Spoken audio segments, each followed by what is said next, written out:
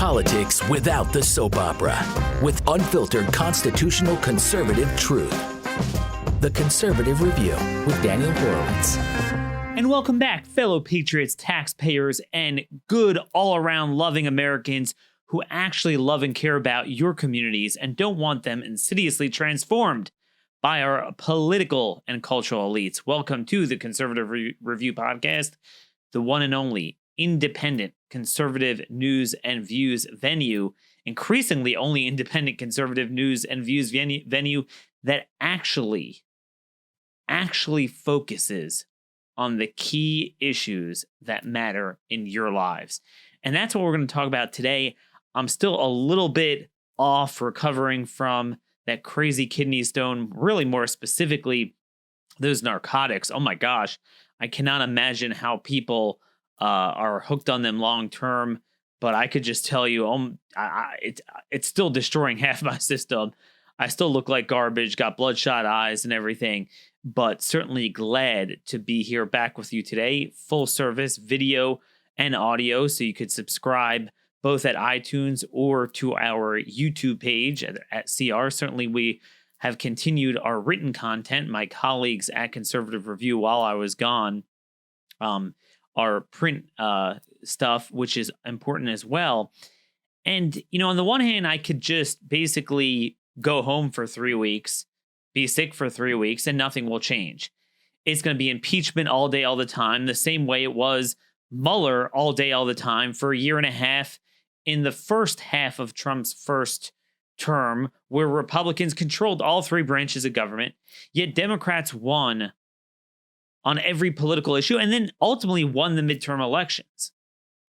And what I've been trying to do here, which is unique really to any show, is to actually focus on what we can do with Republicans having control in first three branches of government, now two of them, and certainly in state governments where they have control, in defining the roles of the various bodies of government. What is the role of the judiciary? What is not the role of the judiciary? Because if we don't do this, what winds up happening, and you're going to see this from today's show more than any other show, to drive home our thesis and our purpose of existing, not just to have a show, to have one man, Daniel Horowitz, mouth off, but to build a movement to actually focus on what matters to our neighborhoods and communities, but not just in terms of the traditional local, when is the garbage collection going to come type of issue, but issues that matter to our civilization, our system of government, our sovereignty, our security.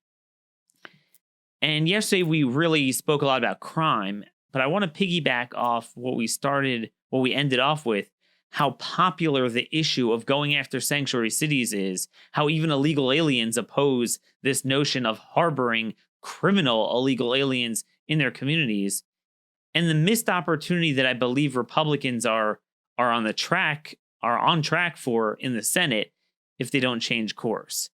Today I'm here to tell you Republicans need to summarily dismiss impeachment in the Senate, not take a long time showcasing how inadequate the House's case of impeachment was. If it's inadequate, make it inadequate, dismiss it within a day or two, and then go on to impeach sanctuary cities in the budget bill that matters now, rather than giving the Democrats what they want in the budget, but giving Republican and conservative talk radio a month or 2 month long impeachment trial that we know what the outcome is going to be anyway.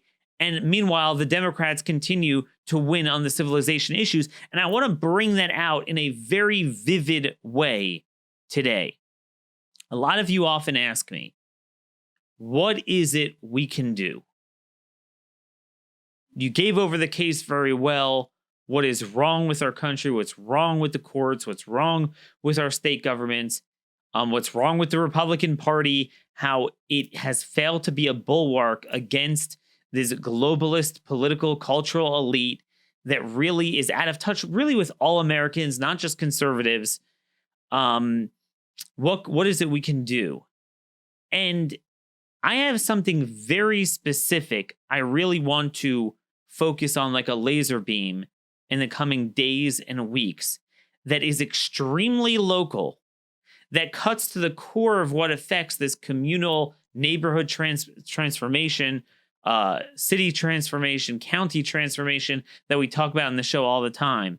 But at the same time, unlike impeachment, is something that actually will have a definitive outcome that you can actually affect. Every one of you can affect. I mean, unless you live in a really left-wing loony bin place, but even then, if you coalesce a group of people, you could affect your local officials, all thanks to something Donald Trump did. And you know where I'm headed if some of you are smart with refugee resettlement. But before I talk about that, I'm going to wait till the latter part of the show to kind of build on that, to discuss a direction where we shouldn't go with our focus. For once, I'm going to discuss just real briefly impeachment, just from a standpoint that I want to not discuss it, and why I think Senate Republicans should not discuss it, and how they could have their cake and eat it too politically, both protect Trump, protect the outcome of the election, and actually accomplish something on policy. Okay, here it is. So it's very likely, and Nancy Pelosi pretty much announced that earlier today, that before Christmas break, we are headed for a House party line vote on impeachment.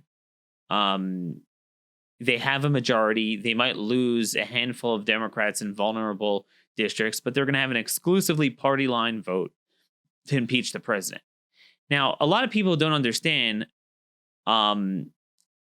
colloquially when we speak conversationally, we often use the word impeach almost to sound like we're convicting or evicting the president from his office. That's not what it means. It means to inquire. And all the House can do is inquire. Here are the articles of impeachment I want the Senate to inquire about. The Senate is what conducts a trial, and you need 67 votes to convict a president. And everyone knows that will never happen. They're never going to get anywhere near that. They're not going to get a majority, 51 votes, much less 67 votes. And that's that's exclusively what you need. What a lot of people don't understand is the Senate has no constitutional obligation to take up impeachment. People often forget that one of the unsung, ill-forgotten checks and balances embedded in our system of government is bicameralism in the legislature. We often talk about the checks between the three branches, but we forget that the predominant branch, the strongest, most important branch, which is why it was put first in the Constitution as Article 1, the legislature, is divided into two. It wasn't always the initial design, but it's something they came up with. And I've said this at great lengths in many shows on judicial supremacy. A lot of libertarian judicial supremacists often are like, well, Daniel, you need counter-majoritarianism. What if a majority of people in the legislature get together to do something stupid? You need the courts to veto that. And I say, well, first of all, it's just not in the Constitution. There's no such veto. You made it up.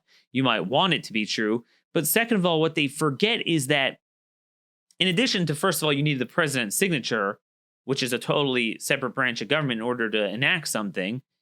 Not in the case of impeachment, obviously, for obvious reasons, they kept the president out of it.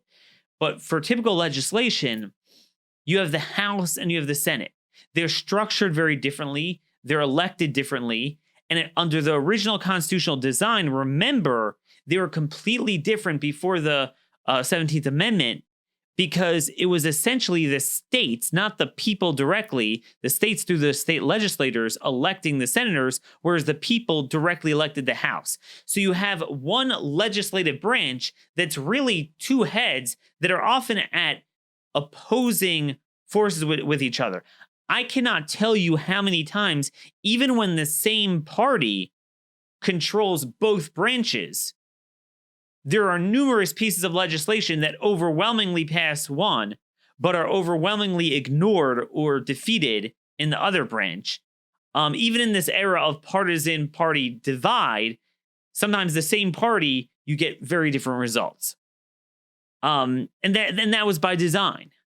That is a built-in check. It's typically hard to get something new past both houses of the Senate, of Congress, the House and the Senate. And as an aside, that's why judicial supremacy is stupid. And that's why, as I note all the time, the Council of Revision that they had, that they originally conceived under Madison's original design, which gave the Supreme Court, by the way, together with the president, not exclusively, a veto power over legislation, that was under a system of a unicameral legislature. So the legislature was very powerful. It also had other powers to veto state laws, and it needed a more robust check on it. But part of it was because it was unicameral. But anyway, there are plenty of bills that are just ignored. If you look at the technical language in the Senate rules or, Senate procedure, it will be, well, House passes a bill, the Senate receives managers and messages that a bill has been passed, almost as if it's something official that they have to take up, but they don't, and they don't have to, and they often don't.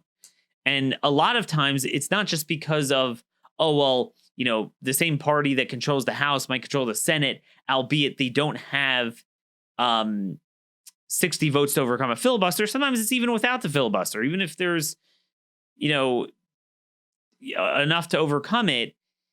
Still, there's just not enough support and there's no desire to bring it up, and they could ignore it. And my view is the Senate needs to ignore the impeachment.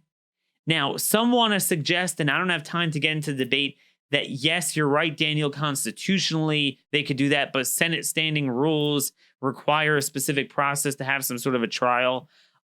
First of all, I would note that the majority party in the Senate seems to be able to sidestep Senate rules whenever they want to.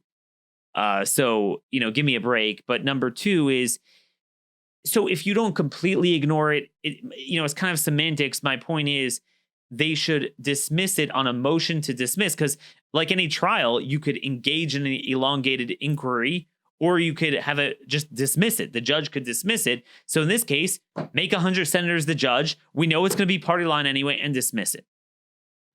And my point politically is this. It's this. Everyone agrees at this point it has become a political sham. A lot of people, and they might have good reasons, hate Trump and believe he's a terrible president, terrible human being. And clearly he has lost favor with a lot of suburban voters, a lot of independent voters, a lot of moderate voters. But few people understand the issue of impeachment. What exactly the is, and which is why the Democrats aren't picking up in the polls on this.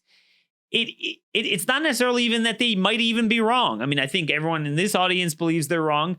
But what's interesting is Caroline Frederickson, who was a lawyer in the White House under Clinton during impeachment, she has an opinion piece in the New York Times. We'll show here on the screen so you guys could check this out. Democrats don't overreach on impeachment. And she notes how it's so cumbersome. The complexity of the story doesn't help the cause. There's an array of possibly impeachment behaviors that any intelligible storyline has been blurred, if not obliterated. And she's basically saying that, look, under Clinton, everyone understood what the issue was. Under Nixon, everyone understood what the issue was. Here, it's like they can't even articulate what the is. But what I've noted before is the Democrat strategy is this. Everyone knows it's going to be only Democrats supporting it in the House. Everyone knows that because they don't control the majority in the Senate, much less 2/3, they can't convict him. But what they want to do is exactly what I fear they're going to accomplish, which is allow just a general negativity about the president to bleed through. All the while, Republicans agree to the Democrats on all the policy issues, and the Senate passes the House budget bills, and President Trump himself, while he's being impeached by them, signs them into law. I mean, this has been the story of the last 3 years. They get everything they want. And not that they're going to make him bleed further on this Ukrainian thing that people don't even understand, but that they're going to prevent the president from winning on any issues, exposing the radicalism of their people, accentuating the extremism of the policy issues of their presidential candidates, and paralyze the nation on this. So therefore, the default that stands is just Trump's general unpopular persona and image in the eyes of swing voters. And my fear is, if the Republican Senate just takes this by saying, all right, now we'll have a 2-month trial and we'll try to debunk in great detail that people don't understand to begin with why the Democrats are wrong and why it was an inadequate lack of due process trial or inquiry in the House, I don't think you're going to score points with that. And what's worse is while they do that, unless you and I step in, and this is not the main activism point I was going to get to, but as an aside, something we need to push, before Christmas, while the Democrats are voting to impeach the president, Senate Republicans will pass a budget bill giving them all their spending priorities, funding sanctuary cities, while not funding ICE deportations, interior enforcement, and the border wall. And President Trump will sign it. We need to say no to that. We need a full fight. Because imagine if you have a fight on whether other countries' criminals should be harbored in our cities, whether cities should unambiguously violate federal immigration law. Not complicated stuff with Ukraine. Everyone understands that. We said yesterday that even an illegal alien in Aurora, Colorado, who was attacked, this guy, Banda Estrada, he was attacked by criminal aliens that were released by a county sheriff's office, despite an ICE detainer. This guy, who is an illegal alien himself, said, why are you going to leave a person in the country that is a criminal knowing they're a criminal? Could you imagine that? Even an illegal alien gets this. Ron DeSantis, who is stronger on immigration than Trump, but doesn't have the persona problems. He has the highest approval rating in the nation of any governor. He's a Florida governor. A new poll from St. Leo's University has him at 67% approval among Hispanics, 57% approval among Democrats, 63% approval among blacks, 66% approval among females, not much of a gender gap.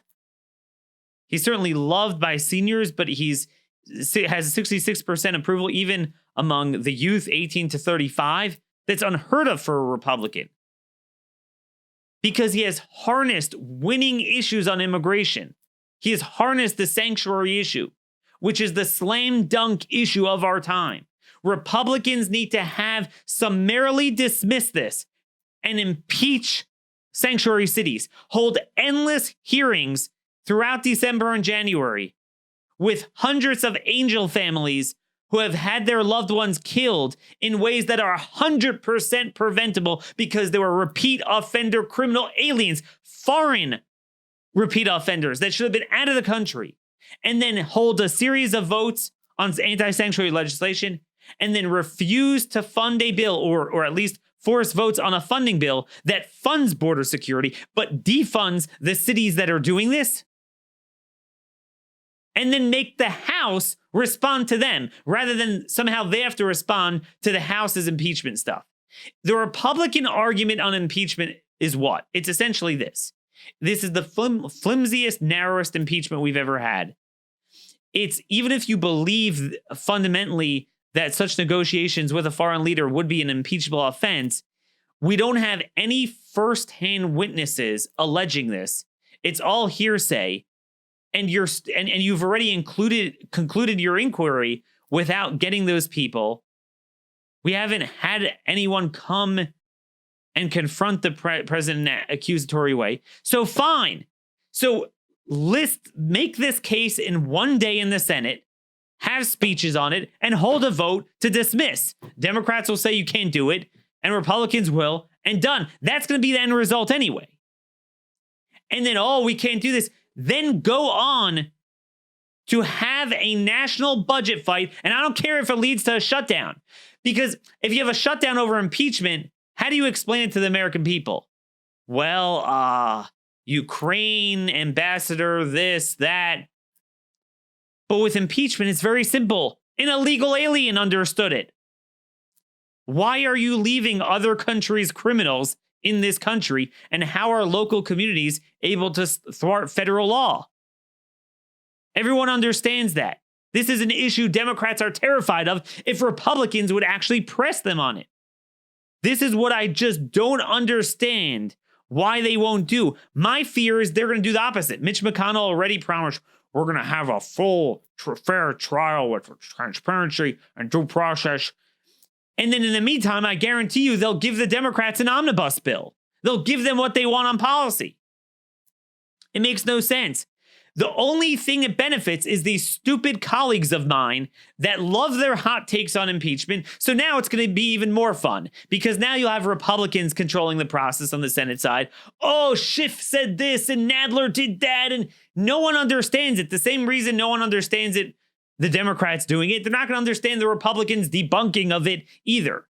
They seem to think, some of my colleagues seem to think that you're going to somehow have this Elijah on Mount Carmel moment of clarity where they're going to expose the extremism of Democrats through their insidious impeachment in the House. Not really. It's going to be no runs, no hits, no errors on all sides. It's too cumbersome. The same way it's hurting the Democrats, not really hurting them, but they're not scoring points on it.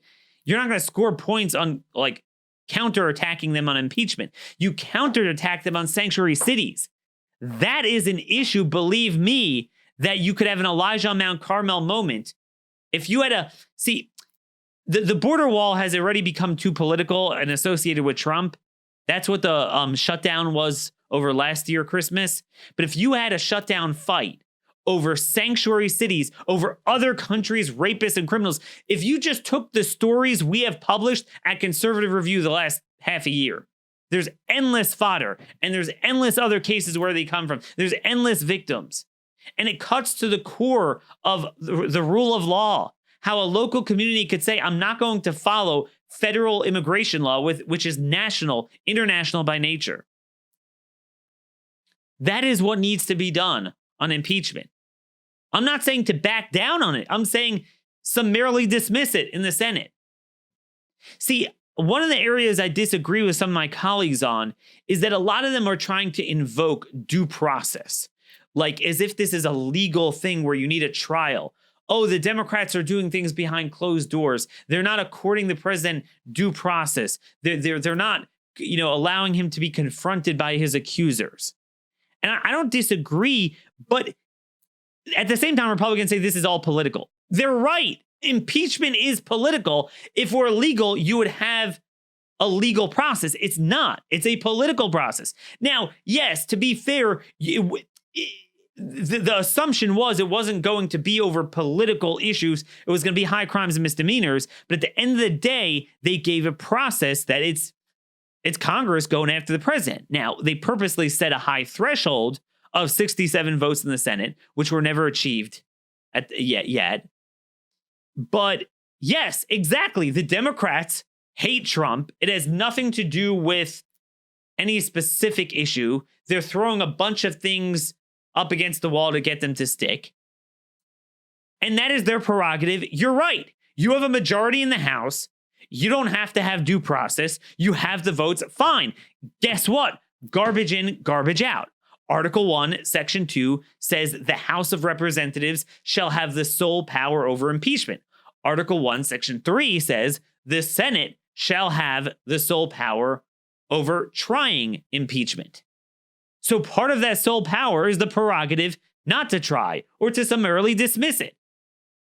That's the point. And look, I'm pretty sure, I don't know if it was 8, 9 times in 1868, This is what the Senate did with the impeachment against Andrew Johnson. The House voted on it like 11 times, and the first number of times, 8 or 9, the Senate actually ignored it. It was the same thing. There was enough Republican support for Johnson that didn't want it in the Senate. There's a whole backstory to that. And they said, look, we're not taking this up. Eventually they did. And Johnson came within one vote of being convicted. But the system works that way. See, they lock themselves into this whole process. Oh, we need a trial. So then they're like, you can't get away without doing a trial. No. House Democrats had a sham process that was completely party line. So we're going to shove a party line dismissal right back at you. If you want to do your homework and have a firsthand accuser come forward with more details, we could take a look at it later. Meantime, let's talk about sanctuary cities. Let's impeach Baltimore, San Francisco, Philadelphia, New York, and let's go one by one and say, wait a minute, we are taking up a budget bill right now, and we are not going to give federal law enforcement grant funding, transportation funding, other funding for localities that thwart the most foundational federal laws and harbor other countries' rapists and murderers and drug traffickers and drunk drivers. It's that simple. And that is an issue you could win on. It's been proven. The polls show it. You're not going to win. I mean, who's going to win are all my colleagues that earn a living on this. Now, here's the deal, and this ties into what I'm talking about. So many of my colleagues that have earned a living on Mueller and then impeachment that are enjoying themselves while Rome burns, while the left wins in the states, they win in the culture, they win in the courts, they win in Congress, they win in budget. They get Trump with all three branches to sign terrible budget bills that actually prohibited ICE from deporting some of the worst traffickers. That remember that provision in the February budget bill? I mean, they're out to lunch on what matters. And they think they're protecting Trump and they're being pro-Trump. First of all, they need to be pro-America. They need to do what's right, what's conservative, whether Trump agrees or not. But ironically, Trump is actually helping us on certain policies and they're ignoring it. Here's what we can influence. Imagine if every talk radio station, conservative talk radio that has local talkers as well as national talkers, as well as national networks and writers on the right, that cannot influence one iota of impeachment. The outcome is ordained in the House, preordained. The outcome is preordained in the Senate. They focused on this. One of the best things Trump has done to his credit, that we should take yes for an answer, but we're not. That we can influence tomorrow, but that if we don't, while we're distracted on impeachment and all this stuff, and the left is winning, even in red states, is refugee resettlement. Fundamental transformation of our neighborhoods.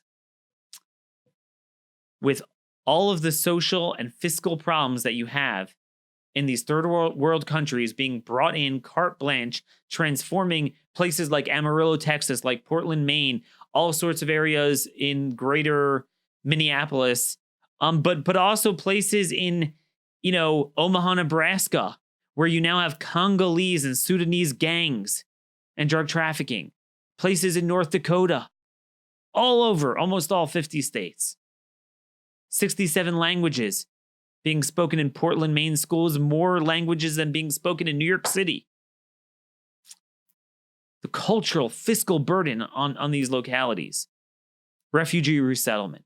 One of the things, and it's one of the most insidious forms of social transformation without representation imaginable.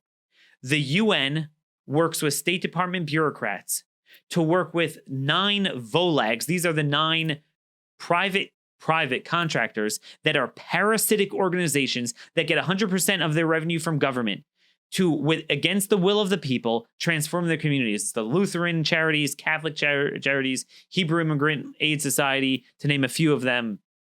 Even though they don't resettle any Jews, they resettle only, they should call it the Muslim Immigrant Aid Society. These organizations, where you have people like Hatfield, who heads HIAS and the other heads of the Lutheran charities and Catholic charities make $400,000, $500,000 salaries a year, all on your dime, so you could pay for the rope to hang yourselves and destroy some of the communities that you've grown up in throughout many generations. And they work and they privately have done this over the years and have transformed neighborhoods over the last several decades. One of the things many of us have fought for many years is a simple proposition. I wrote about it in chapter 8 of my book, and Trump fulfilled it, which is to give local communities input. Meaning not that they have veto power over every immigration decision, but refugee resettlement is something unique. It's not individualistic, it's holistic. It's at a corporate level where they're carte blanche, often taking dozens, if not several hundred third world families and plopping them, often not in LA or New York, but in highly impacted small to mid-sized cities, and straining their social services, their schools, their culture, and really everything imaginable. Bringing in basically everything you have. We spoke about this before on the show. Let's say competing Somali gangs, warring factions in Mogadishu. You literally have that in Minnesota now, warring factions fighting each other. And a lot of you have sent me stuff, and I need you to keep on this beat, because this is where you guys can help me. Email me at dhorowitz@blazemedia.com. I want to have Ann Corcoran on this show. I need to get a hold of her from refugeeresettlementwatch.com. Terrific blog. She's been focusing on this issue for years, and she is raising an SOS alarm. The president has agreed, and he signed an executive order on September 26th to be finalized December 25th, where the State Department is going to come up with some sort of process basically requiring affirmative opt-in, meaning affirmative support, where both the county government, so it could be a mayor, now they have to determine it, county council, city council, plus you need both the governor, which makes sense because it impacts the state at large, the county at large. They both have to sign off in order to get resettlement. Now, the contractors have to show up to the State Department and show that they have localities that are contracting with them and support them in order to get funding. So their entire livelihood depends on the success of their campaign. Ann Corcoran, God bless her, has warned that we've all missed the boat. The president has given us this gift. As we well know, even in overwhelmingly Hillary districts, counties, the people oppose this if they had a say on it. Now, they're not getting direct votes on this, and for the most part, we're a representative democracy, and that's fine. It's the local officials that at least people could throw out and hold them accountable and pressure them that they might lose their seats if they support refugee resettlement. The problem is no one knows about it, because the problem is none of my colleagues are talking about it. This is something at a local level that is happening in every red county of every red state in America, that if all of you and all of talk radio would activate these people, this would be over in a second. We would lock up these one jurisdiction after another saying no refugees, no refugees. Instead, we don't have any men on the field. It's the left and these Volags that have an enormous amount of backing by these Soros NGOs have this step-by-step guide to AstroTurf, the governors, every single mayor, every single county executive, county commissioner, city council member, to go and preemptively support it so they can go to the State Department and say, here we have support. Now, you might think, all right, Daniel, we're only going to have refugee resettlement in blue cities within blue states. Let's say, for example, New York City. So you have a terrible governor and you have just crazies, supporting there. You have locally, you have San Francisco, LA, California, as opposed to some of the more rural parts of California where you would need, the governor would support it, but local officials might not. I'm here to tell you that in Trump counties in North Dakota, Cass County, they have successfully gotten them to sign off on it. Because as you well know, red county Republican elected officials are not the same as red county Republican voters. Because most Republican elected officials certainly governors are like Lamar Alexander. They're rhinos. They, at best, are amendable to the one-sided pressure of these organizations astroturfing without any opposing force. And really, at worst, many of them downright support it anyway. You have Utah, Governor Herbert, saying, we absolutely support this. You have in North Dakota, and reports that the governor of a Republican governor has preemptively come out and supported this from AP. Governor Doug Burgum announced Tuesday he's embracing an executive order from President Trump. He says basically it should be a local decision. But what he's doing is he's saying that if the contractors could get any locality and bully them, he's not going to veto it at a state level. So then they're going to the counties, and they won in Cass County. Now, she reports a great success story in Burleigh County in Bismarck, where voters were tipped off to it. They were activated. They came out in force against it. But in other places, this is happening very quietly. They're pressuring and bullying these local officials. They're astroturfing it. And on all the local talk radio where conservatives get their news, it's all impeachment all the time. How could you, Joe Smith, conservative voter, American, or not even conservative, you might even be Democrat voter, but you don't want this. Many of them don't want this. You can't influence the outcome of impeachment. But this, in your local county, almost always you could influence this. You get a couple people together, you'd be shocked at how much influence you could have, because that's what the left is doing. This is the essence of why you and I exist. This is the essence of the missed opportunities of the last 3 years. This is the essence of why we failed as a movement since Reagan. This is the essence of why we've been distracted, while we are on political morphine, political heroin, doped up like I was from this kidney stone in my bed the last week. The left is just winning by acclamation. It's not that the people support it. They don't. This is an eminently winnable issue. This is the most explosive issue because it's not like trash collection at a local level. You're debating immigration and sovereignty and culture and fiscal cost and language and security, gangs, third world culture, drugs.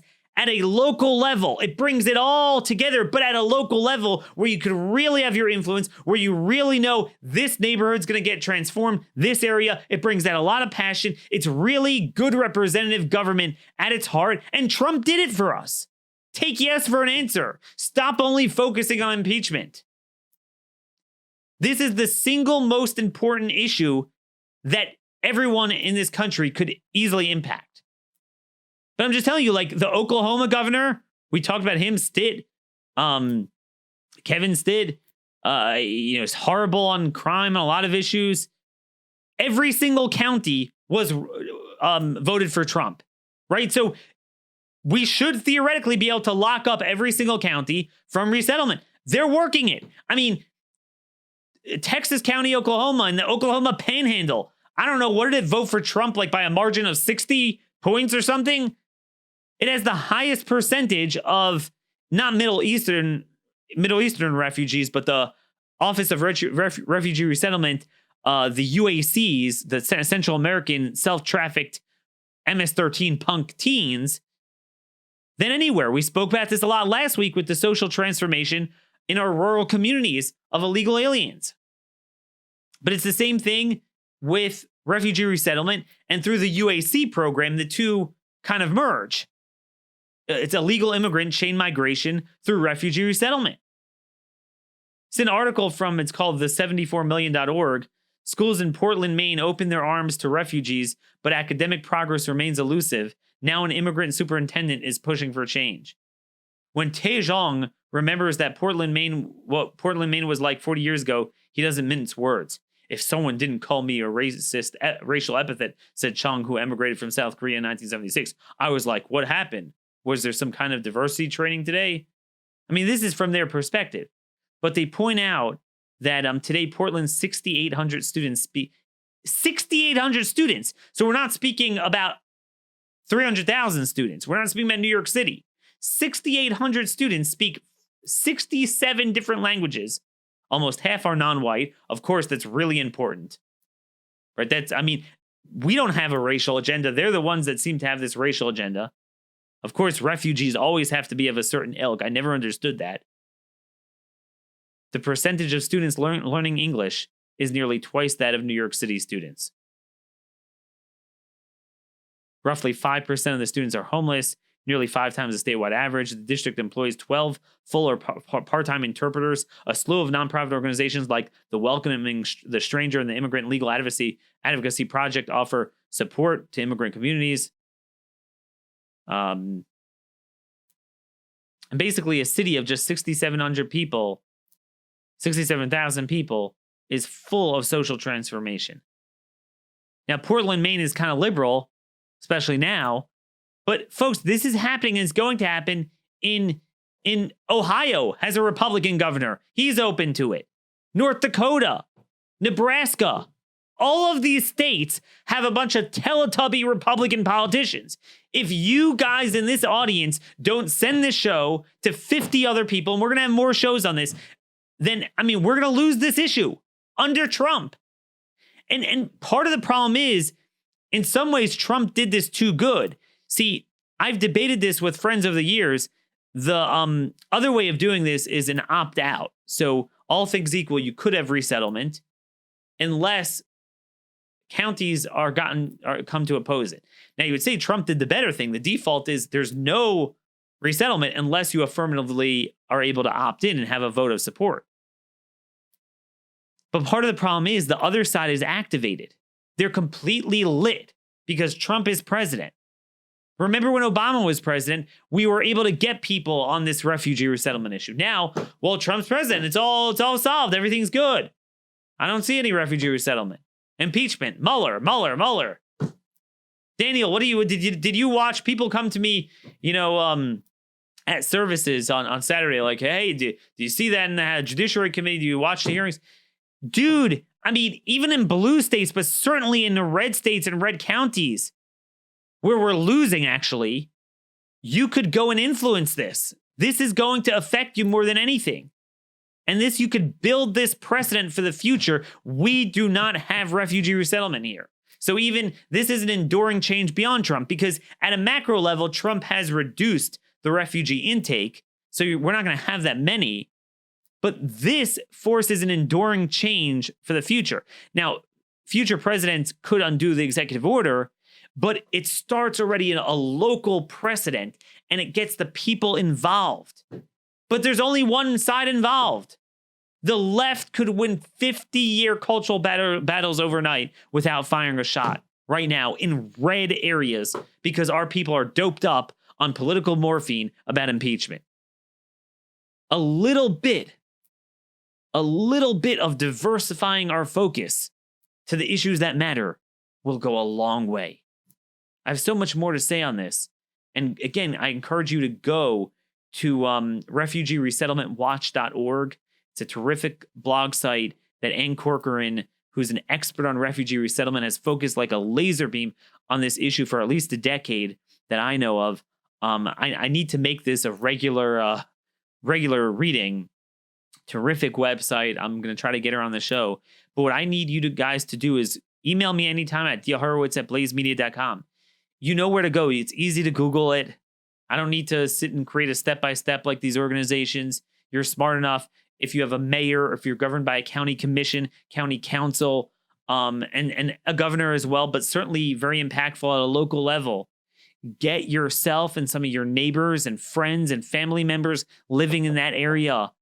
If you're in Oklahoma, if you're in Nebraska, if you're in North Dakota, we have a lot of listeners from these places. Alaska even has some refugee resettlement. All states except for Wyoming, I believe. Texas for sure. Go out there and you tell your governors, you pay for it with your own home. Don't destroy our communities. We don't need 67 languages in our communities. We don't need to pay for interpreters and social workers and all these problems and teen pregnancies and the rival gang factions from Somalia fighting each other in our communities. We don't need that happening in Norman Rockwell's America. Because the thing is, the left is not just winning in LA and New York.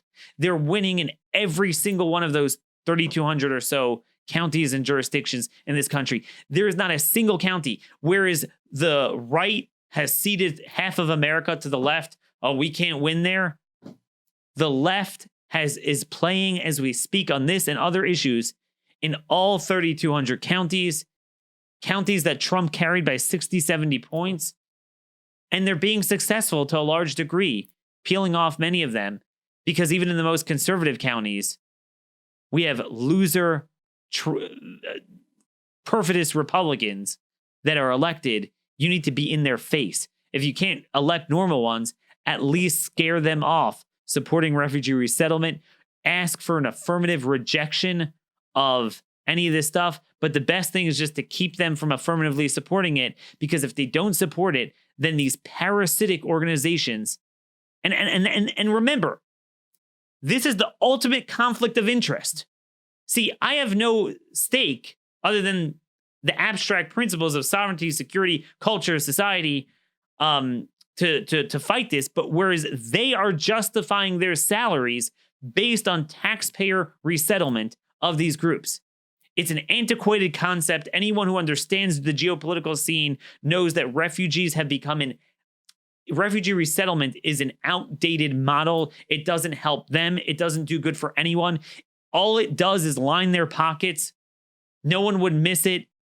It's much easier and cost effective to resettle them more in their region. That's been proven. You can actually resettle 10 times more people for that cost. It makes no sense unless you're trying to purposely, A, transform America, and B, just very practically line the pockets of people that have created an amazing racket, a very insular organizational structure to change the landscape of the nation and earn a buck, pretty hefty buck at that, while they're at it. This is one of the most insidious things. It cuts to the core of social transformation without representation, which is worse than what we fought over in the Revolutionary War.